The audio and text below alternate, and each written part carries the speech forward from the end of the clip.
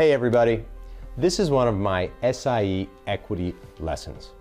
I want you to get the most value out of our time together, so download the slides below and take notes by hand as you watch me walk you through some of the core material on the SIE exam. Good luck in your studying and in your prep.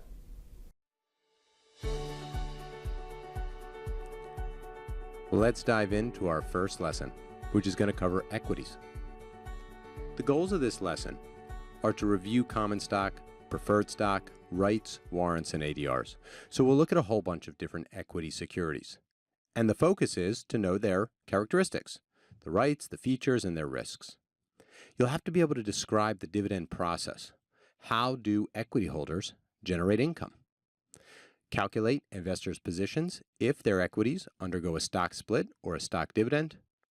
And also be able to describe how an investor can articulate a bearish view by entering into a short sale, and what are the characteristics of those. We'll start at the very beginning. What is common stock? And the common stock represents ownership or equity in a company. If you buy shares of IBM or GE or Facebook, you become an owner of that company. And you will generate a return in one of two ways. Either through the company distributing its earnings to you, which is a form of a dividend, or through capital gains, which is that the value of your ownership stake, the value of your shares of stock, go up in value.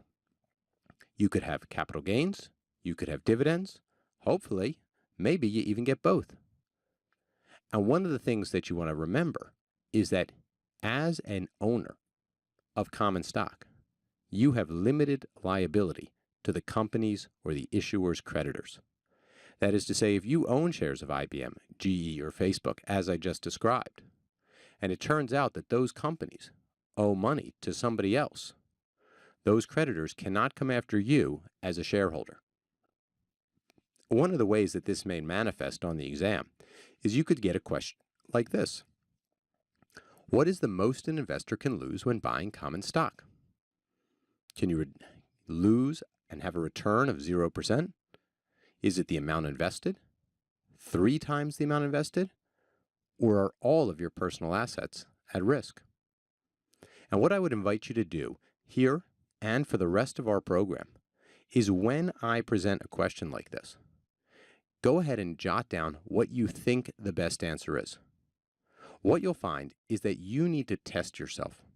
As I'm walking through these video lectures, you're going to be listening, thinking about things and saying, oh, that makes sense. Yeah, Dave's describing that well, but I know that. And I want you to use the questions as a reality check. Do you, in fact, know the information as well as you think you do?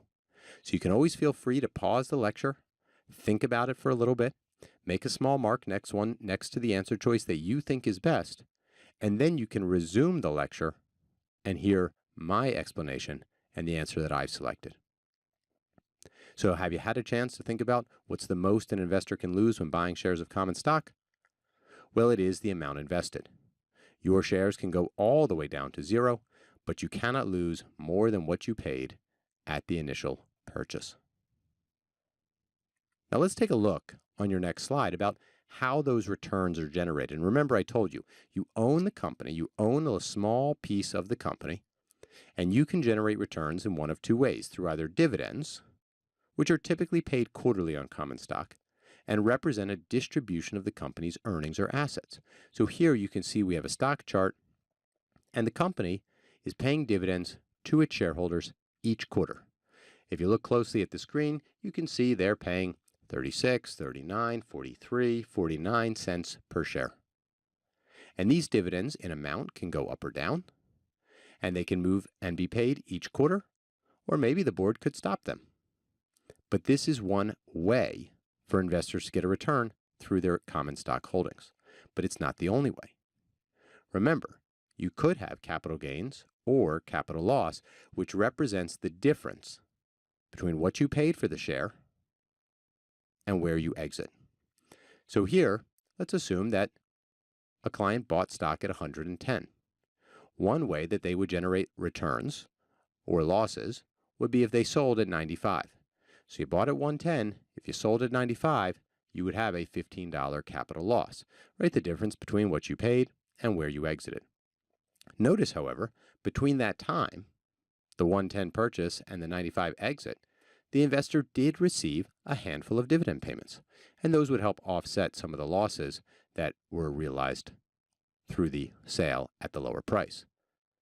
But maybe the investor didn't sell at 95, and in fact waited and sold at 135.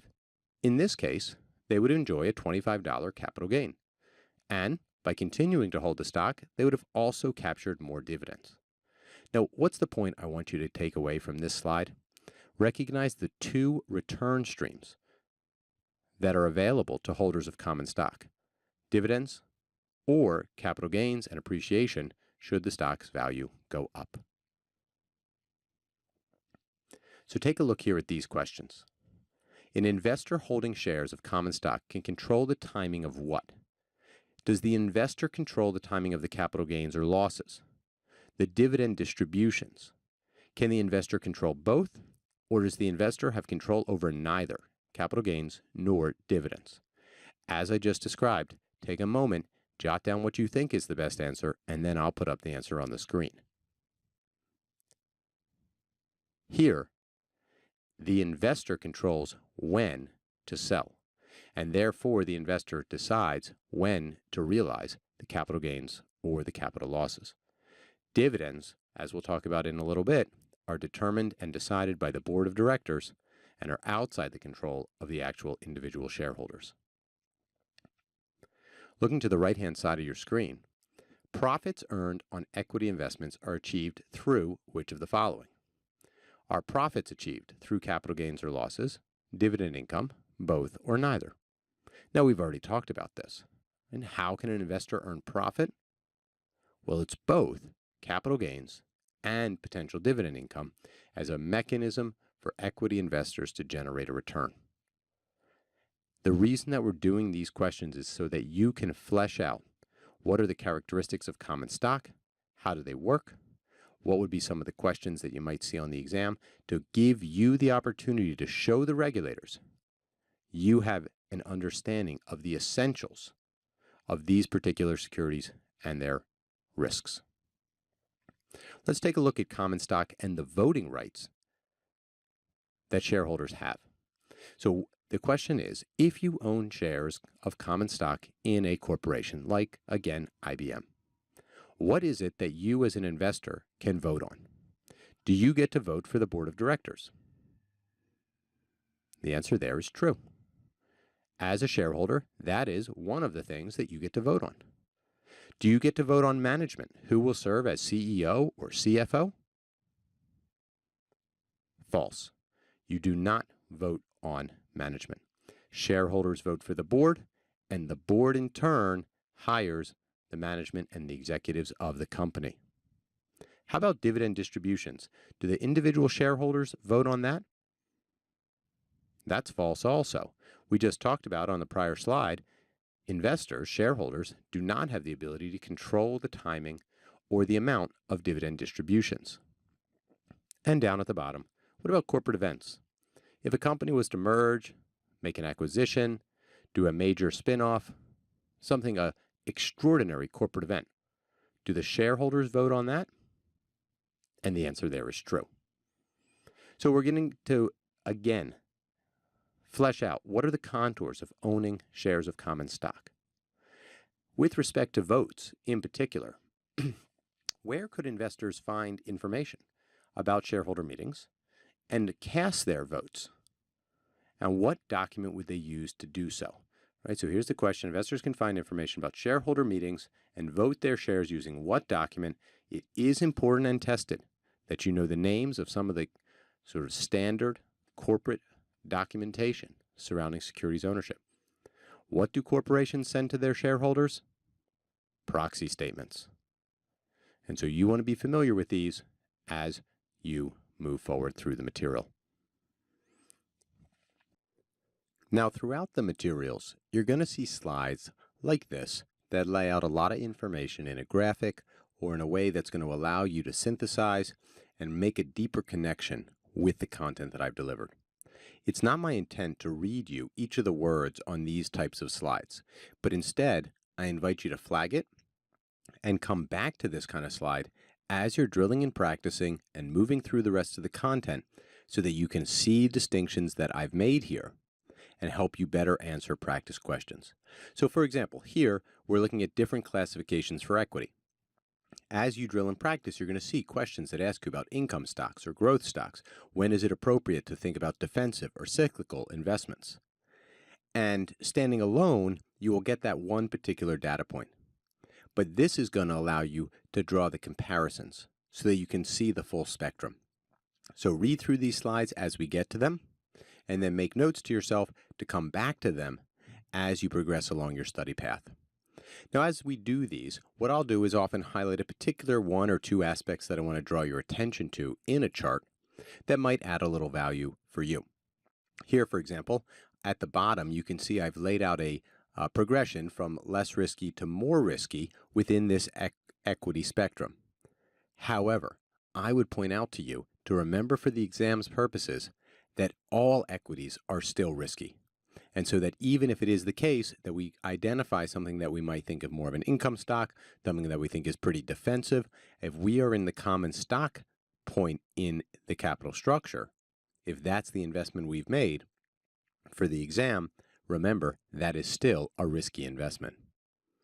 Now, thinking about risk, we can think about it in two additional ways, systematic or non-systematic, and I want to take a moment to investigate each of these. Systematic risk, or sometimes called market risk, is the risk that a security or an investment will be impacted by overall market performance. That is to say, the value of your share goes up or down, not because of your specific company, but because that the whole market is up or the whole market is down. Good economic data is released. The whole market is up. Your stock is up. That's systematic. There are terrorist attacks, war, droughts, major economic factors that drag the markets down. That is going to draw your stock down, even though it's not related to your specific investment. So how do we hedge against this? How can we protect against this? Well, hedging is going to be the best protection here.